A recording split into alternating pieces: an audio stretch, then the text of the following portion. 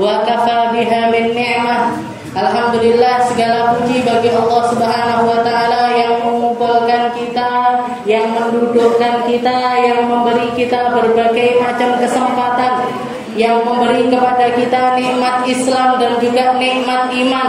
Allah Subhanahu wa taala mengatakan di dalam Al-Qur'an, "Qul bi fadlillahi wa bi rahmatihi fabidzalika falyafrahu huwa khairum mimma yajma'un." Allah Subhanahu wa taala mempersilahkan kita untuk bergembira. Allah Subhanahu wa taala memotivasi kita untuk duduk bersama.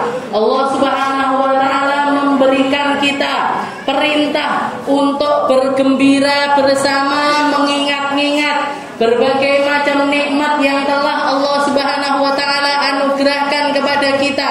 Utamanya adalah nikmat Islam, nikmat iman, ditambah dengan nikmat sehat, ditambah dengan nikmat kegembiraan, ditambah dengan nikmatnya lapangnya hati, ditambah dengan kenikmatan yang lain, yang kalau kita mau hitung-hitung nggak akan pernah bisa terhitung, yang kalau kita mau kalkulasi nggak akan cukup ribuan kalkulator untuk ngitung nikmat-nikmat yang telah Allah Subhanahu wa taala berikan kepada kita.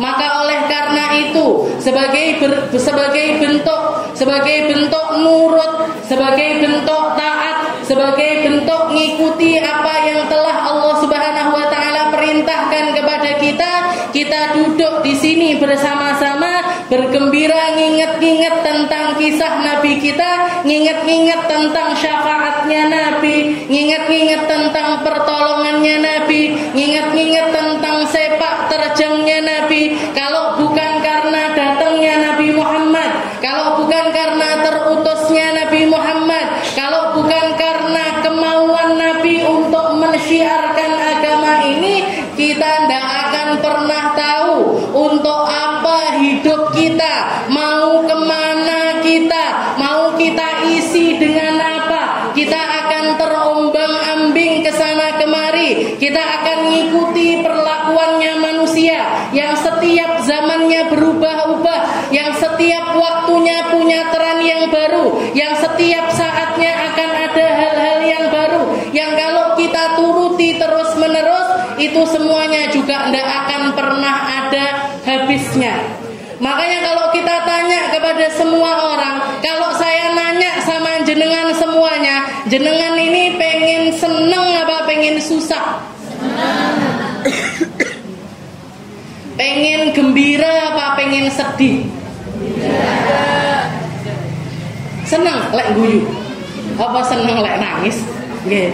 Kita ini kan semua orang hidup ini nyari gembira. Semua orang hidup ini nyari sa'adah.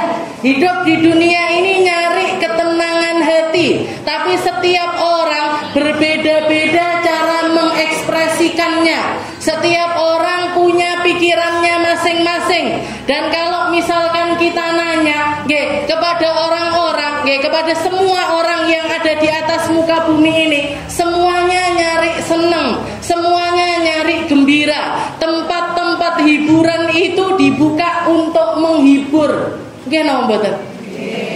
Orang ke tempat hiburan nyari hiburan, ke tempat rekreasi ben atine tenang.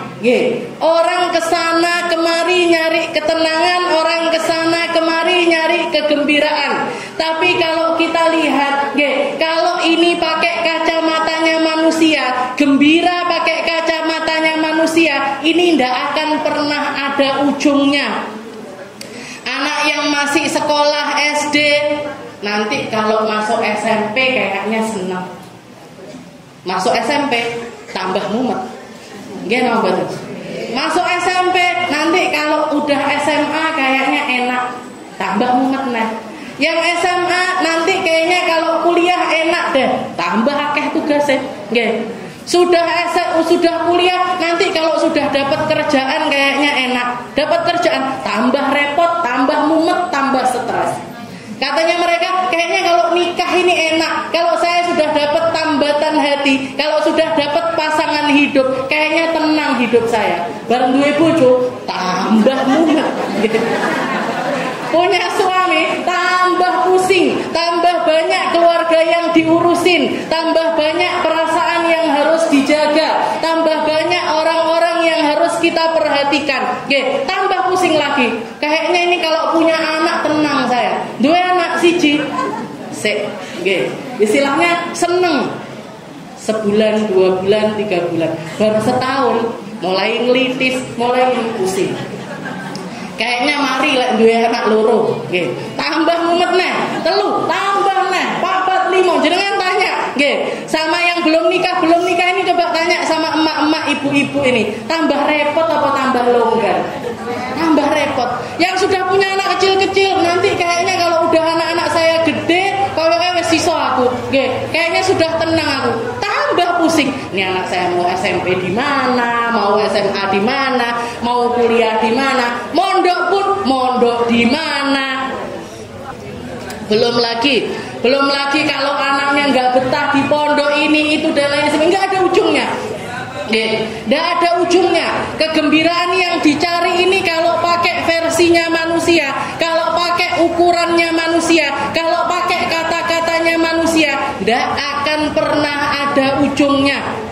Tidak akan ada pernah ujungnya. Makanya ketika Nabi Muhammad terutuskan, ketika Al-Quran diturunkan, ketika kita dapat firman-firman dari Allah Subhanahu wa Ta'ala, Allah Subhanahu wa Ta'ala mengatakan di dalam Al-Quran, man amila solihan min dzakarin wa untha wa huwa mu'min falanuhyiyannahu hayatan thayyibah. Kalian nyari senang, kalian nyari gembira, kalian nyari tenang, kalian nyari apa yang bikin hati kamu itu penuh, yang bikin hati kamu itu tentram, yang bikin hati kamu itu wungkul, yang bikin hati kamu itu tidak gelisah. Satu cumaan caranya, cuman satu jalannya, jalan yang dikatakan oleh Nabi Muhammad sallallahu alaihi wasallam, jalan yang diajarkan oleh Nabi Muhammad sallallahu alaihi wasallam, jalan yang dicontohkan oleh Nabi Muhammad sallallahu alaihi wasallam,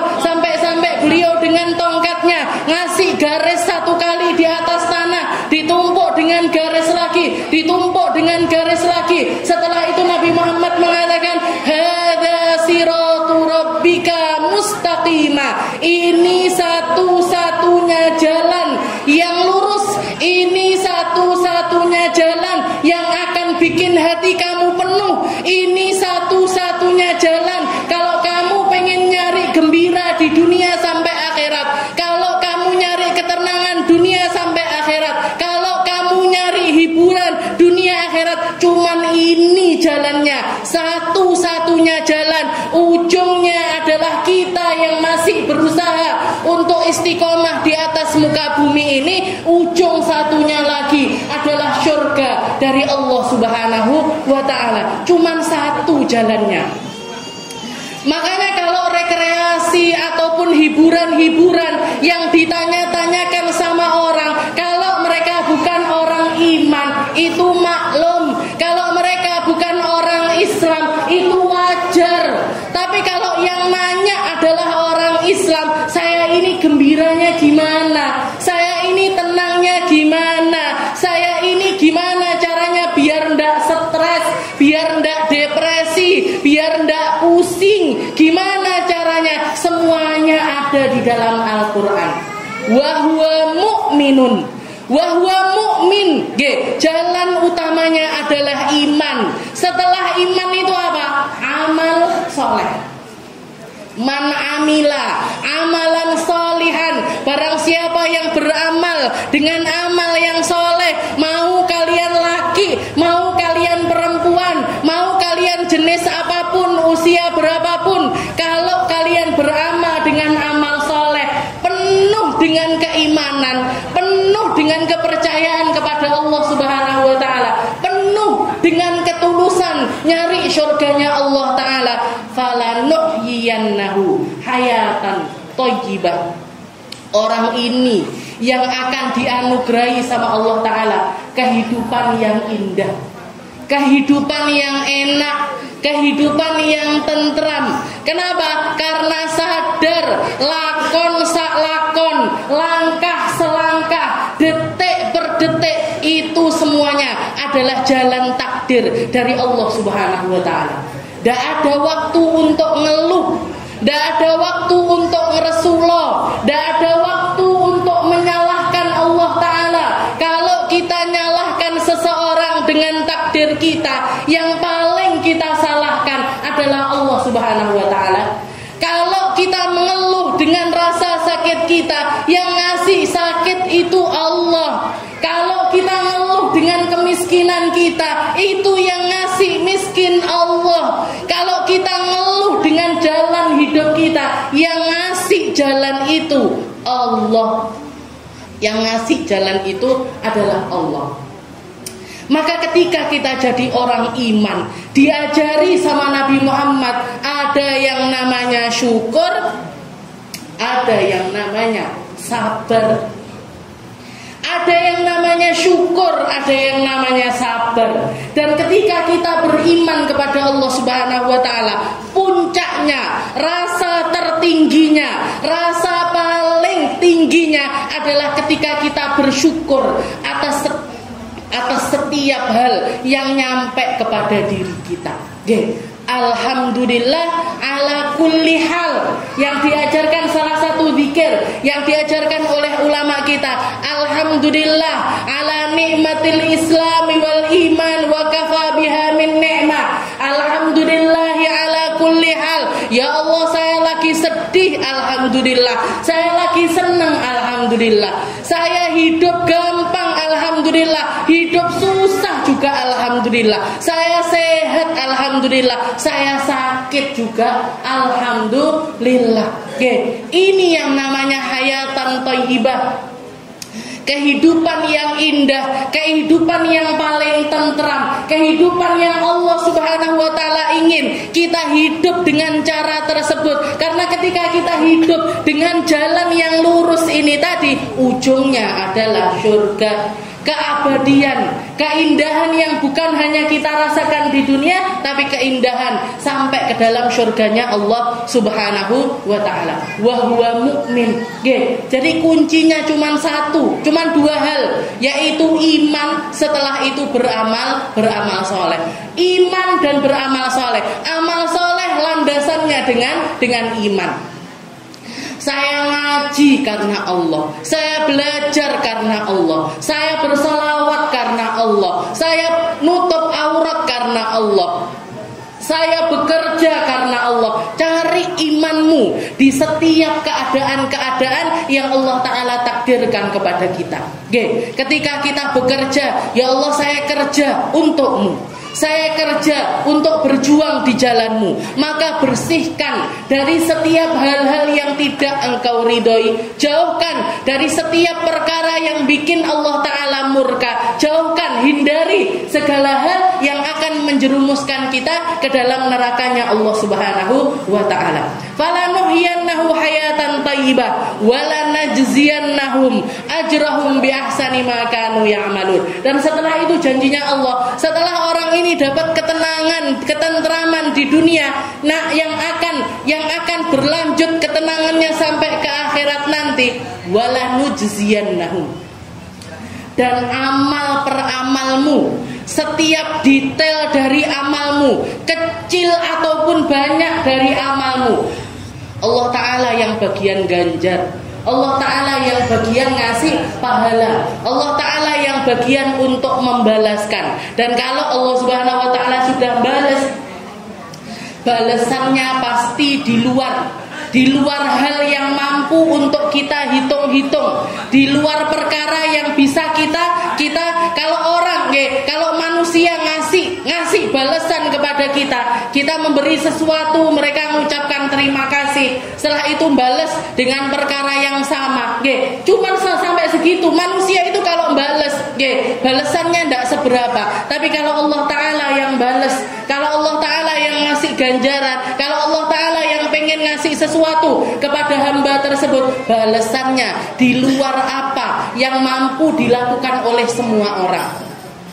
Bahkan semua manusia awal akhir berkumpul untuk balas kita sekalipun, gak akan ada apa-apanya dengan balasan dari Allah Subhanahu wa Ta'ala. Ini yang kita cari di majelis ini.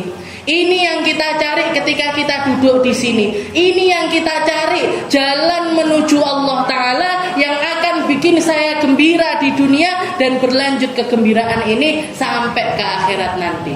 Sayyidina Abu Hurairah ketika suatu hari meriwayatkan satu hadis yang bikin beliau setiap kali mau mengucapkannya pingsan sekali. Ucap lagi, sami'tu Rasulullah sallallahu alaihi wasallam.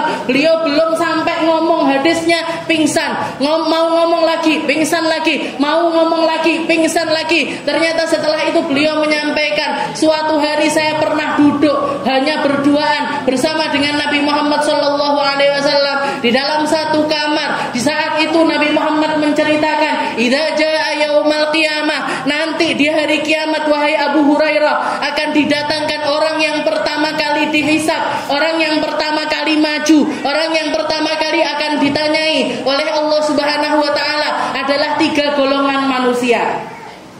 Yang pertama adalah mereka-mereka yang dikaruniai oleh Allah Ta'ala Al-Quran dan juga ilmunya. Dan yang kedua adalah mereka-mereka yang dikasih kelebihan harta oleh Allah Subhanahu wa Ta'ala. Dan yang ketiga adalah mereka-mereka yang mati syahid di jalannya Allah Subhanahu wa Ta'ala. Golongan pertama para ulama, golongan pertama para ahli Al-Quran, ketika didatangkan oleh Allah Subhanahu wa Ta'ala ngadep berdiri di hadapan Allah Subhanahu wa Ta'ala, ditanya sama Allah, min aina ilmuk, dari mana ilmumu, dengan apa kamu melaksanakannya, dengan bagaimana kamu menyampaikannya dan lain sebagainya ditanya. Maka hamba tersebut mengatakan, ataitu biha ana al-laili wa ana an-nahar, ya Allah.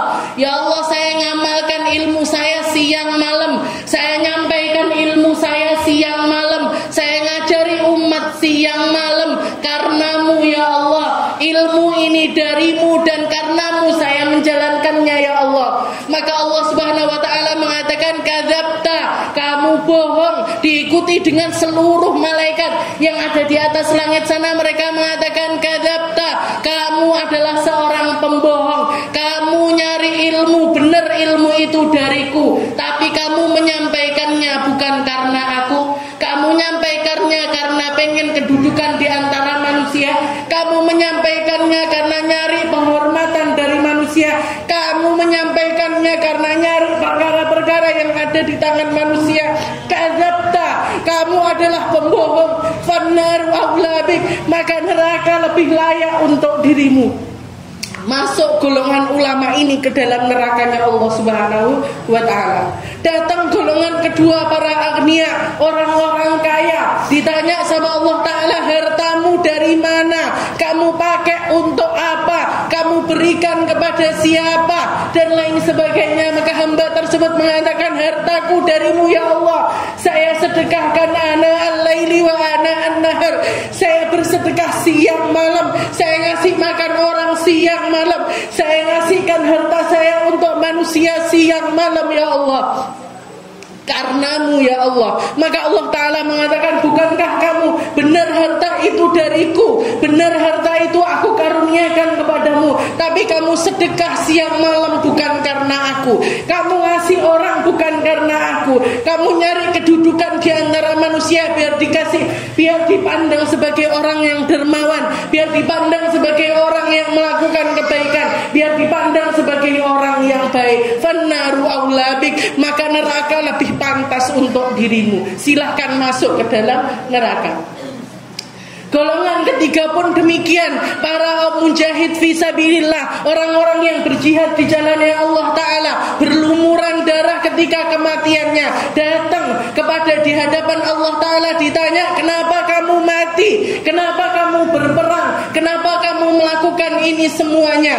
Maka hamba-hamba tersebut mengatakan, ya Allah, saya mengikuti ajakan nabimu untuk melaksanakan jihad di jalannya Allah Ta'ala. Saya mengikuti perintah, berdiri bawa pedang dan juga panah kami, berperang sampai kematian datang kepada kami karenamu ya Allah. Maka Allah Ta'ala mengatakan, benar kamu melakukan ini semuanya bukan karena aku. Kamu nyari kedudukan di antara manusia.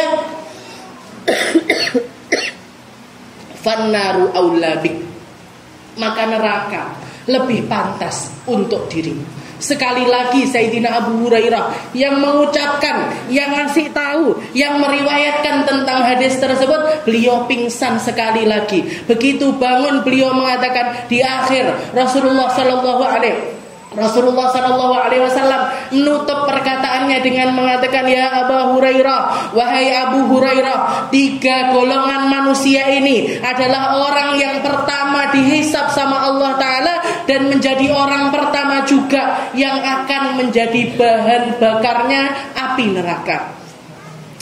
Mereka yang akan jadi bahan bakarnya api neraka, mereka yang akan yang pertama kali akan dimasukkan ke dalam neraka. Apa yang salah dari mereka? Apa yang kurang dari mereka? Apa yang tidak benar dari mereka? Kedudukan Allah di dalam hati mereka, kedudukan Allah di dalam sanubari mereka, kedudukannya Allah di dalam hati mereka yang paling dalam. Ketika hadis ini nyampe kepada salah seorang sahabat yang lain, Muawiyah mengatakan, ketika disampaikan hadis ini, dia nutup tangannya di atas kepalanya sambil mengatakan, hada halu. Ini keadaannya orang-orang yang menyampaikan Al-Quran.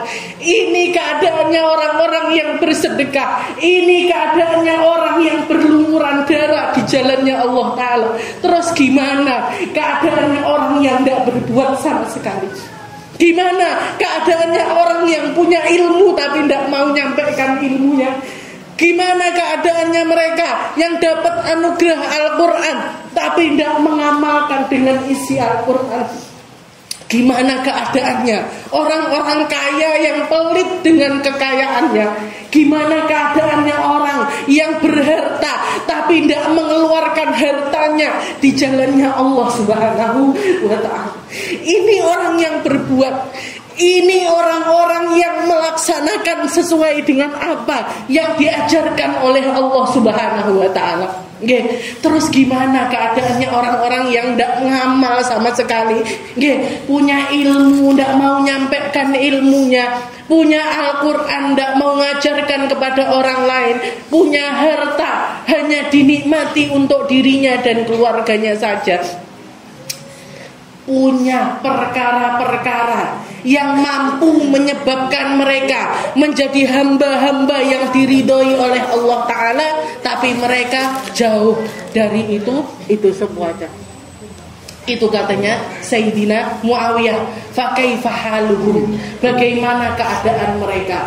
Seperti apa ngerinya keadaan mereka kalau yang melaksanakan saja diperlakukan seperti ini oleh Allah Subhanahu wa Ta'ala. Mugi-mugi kita dituluskan sama Allah, mugi-mugi kita diikhlaskan oleh Allah, mugi-mugi kita dicintakan dengan amal kebaikan oleh Allah. Mugi-mugi kaki kita, tangan kita, pikiran kita, hati kita, lisan kita, semua yang jadi anugerahnya Allah Ta'ala, kita jadi hamba-hamba yang mampu mensyukurinya dengan benar, mampu menjadikannya semuanya sebagai modal, nyari ridhonya Allah, nyari kecintaan di sisi Allah, nyari pandangan dari Nabi kita, Nabi Muhammad Sallallahu Alaihi Wasallam, nyari pandangannya Allah, nyari pandangannya Nabi Muhammad, nyari pandangannya orang-orang soleh terdahulu. Mugi-mugi kita, anak cucu kita, keluarga kita, orang-orang yang kita cintai jadi ahli iman, jadi ahli Islam, jadi ahli sholat, jadi ahli sedekah, jadi ahli pengajar-pengajar Al-Quran, jadi pemegang-pemegang hadisnya Nabi Muhammad Sallallahu Alaihi Wasallam. Jangan sampai ada di antara kita atau anak cucu kita atau orang-orang yang kita cintai harus mencicipi panas api neraka, harus masuk ke dalam nerakanya Allah Subhanahu wa Ta'ala karena kelalaian kita, karena ketidakperhatiannya kita, karena kurangnya kita di dalam ngajarin mereka, di dalam mendidik mereka, di dalam mengenalkan mereka dengan syariatnya Nabi kita, Nabi Muhammad Sallallahu Alaihi Wasallam. Mugi-mugi kita, orang-orang yang ada di sekitaran kita, semua orang yang kita cintai masuk di dalam golongan hamba-hamba yang diridhoi dan juga dirahmati oleh Allah Subhanahu wa Ta'ala. dan di momen lebaran ini nggih, masih lebaran apa mboten iki? Wes meh bar nggih. Sudah hampir selesai, kita baru halal bihalal nggih. Jadi istilahnya ini nggih rada telat-telat titik tapi nggih mboten napa-napa. Saya mewakili para pengurus nggih. Niki majelis wonten pengurusnya lho Bu nggih. Mas yo ndak pernah datang ke sini untuk sambutan kabeh diwakilkan saya. Ketahuilah bahwasanya mereka itu ada nggih. Jadi saya mewakili pengurus mengucapkan terima kasih sebanyak-banyaknya sama jenengan yang sudah istiqomah di sini, yang meramaikan tempat ini, yang meluangkan waktu untuk duduk di sini, ngaji bareng-bareng Sulamut Taufik, ngaji bareng-bareng baca Dia Ulame dan lain sebagainya. Semoga semuanya diterima sama Allah Ta'ala. Mugi-mugi semuanya jadi sebab kita kumpul di dunia, kumpul di akhirat.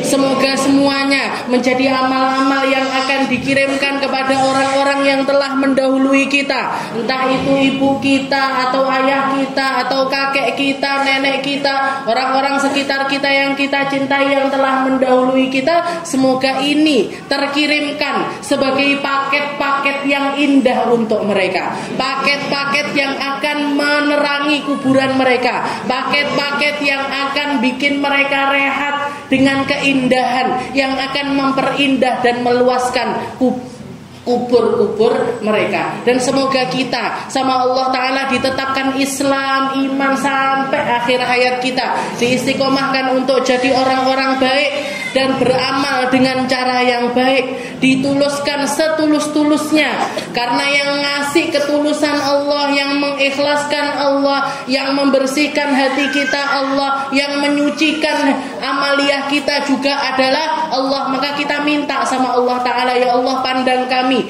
dengan pandangan rahmat-Mu, pandang kami dengan pandangan cinta-Mu, pandang kami dengan pandangan terindah-Mu, sehingga kami bisa niru orang-orang terdahulu yang hatinya bersih, yang hatinya indah, yang hatinya penuh dengan keimanan kepada Allah Subhanahu wa Ta'ala. Di setiap apa yang mereka tinggalkan, di setiap apa yang mereka petuahkan, di setiap apa yang mereka wariskan, semoga kita jadi hamba-hamba yang ngerti tentang warisan-warisan indah tersebut dan melanggengkannya, melanggengkannya di masa kita dan mewariskannya kepada anak cucu kita. Mugi-mugi tempat ini jadi tempat yang jadi saksi kebaikan kita. Mugi-mugi tempat ini jadi tempat yang akan mengangkat derajat kita. Mugi-mugi tempat ini akan menjadi saksi yang menyaksikan di hadapan Allah Ta'ala, ya Allah, saya istiqomah ngaji di tempat ini bersama-sama, bareng-bareng nyari rahmat dan juga ridho-Mu. Dan puncaknya, ujungnya, sebelum masuk ke dalam surga, kita dianugerahi oleh Allah Ta'ala husnul khatimah, kematian yang baik, kematian yang indah, kematian yang dirindukan, kematian yang penuh dengan rahmat dan ridho dari Allah Subhanahu wa Ta'ala. Ala hadhihi niyyah wa ala niyatin salihah wa ila hadratin Nabi Muhammad sallallahu alaihi wasallam. Bismillahirrahmanirrahim.